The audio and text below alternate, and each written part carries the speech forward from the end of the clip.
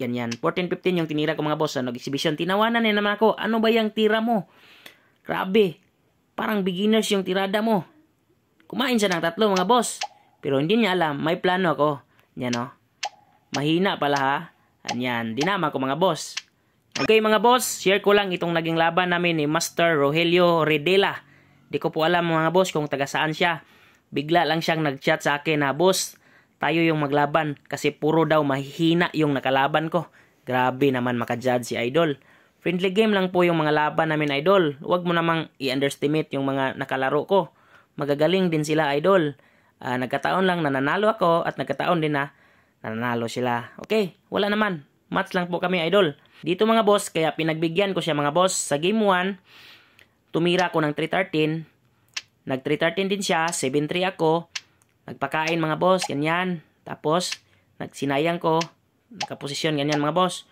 Tumira ako sa 115. Nagpakain ulit mga boss. So, practical yung gusto mga boss.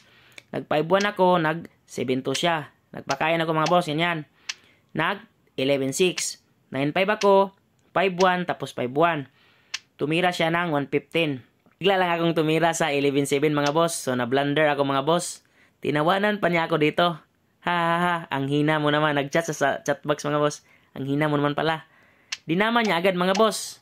Pakain ako ganyan oh. So sa game 1, lugi na ako ng isa mga boss. Tinawanan niya ako. Ang hina mo pala. Ganyan oh.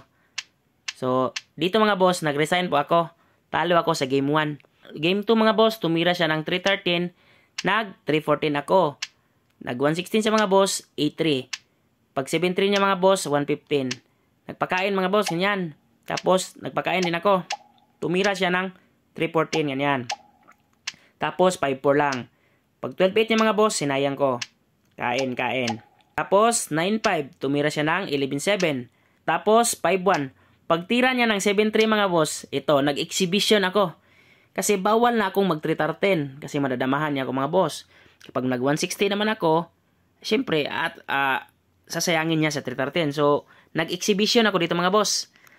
Tumira ako sa 14-15. Yan. 14-15 yung tinira ko mga boss. Nag-exhibition. Tinawanan na naman ako. Ano ba yung tira mo? Grabe. Parang beginners yung tirada mo. Kumain siya ng 3 mga boss. Pero hindi niya alam. May plano ako. Yan o. Mahina pala ha. Yan. Dinama ko mga boss.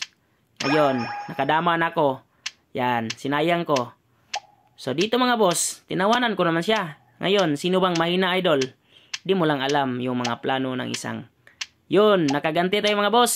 Nanalo tayo mga boss sa game 2. Game 3 naman mga boss. Tumira ko ng 214. Nag-313 siya. 6-2.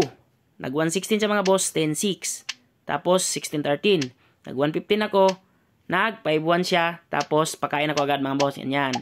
Tumira siya. Kain niya mga boss. Tumira ko sa 8-3. Tapos 7-3 siya. Pakain ako agad mga boss. Nagpakain din siya mga boss. 2, ganyan. So, equal lang po. Nagpakain ako agad. Tapos, pag 11-6 niya mga boss, 6-1 ako. Nag-6-2 siya. Abante ako mga boss. Ganyan. Sinayang ko. Pag iwas niya mga boss, tumira ako sa 9-5. Nag-6-1 siya mga boss. Tumira ako sa 5-4. So, dito naman mga boss, nag-116. So, maling tira po ang 116. Kaya, ngayon idol, sino ba ang mahina sa atin? Ngayon, nakakainan ko siya ng 3. So, ito ba yung malakas mga boss? Sabi niya, mahihina daw yung kalaban ko. Oo, tama ka, mahihina talaga yung mga nakakalaban ko. At isa ka na doon idol. Di niya natanggap mga idol na natalo ko siya sa ganong kasimpleng lances mga boss. Sabi niya, di daw siya makapang-concentrate. At hinamon pa niya ako ng pustahan mga boss, pero hindi ko na siya pinatulan. At blinak niya ako sa Facebook mga boss. Okay lang. Pikon talo idol, pero nice game pa rin. I-vlog ko pa rin yung laro natin kasi nakabawi ako sa iyo. Ngayon, sinong mahina?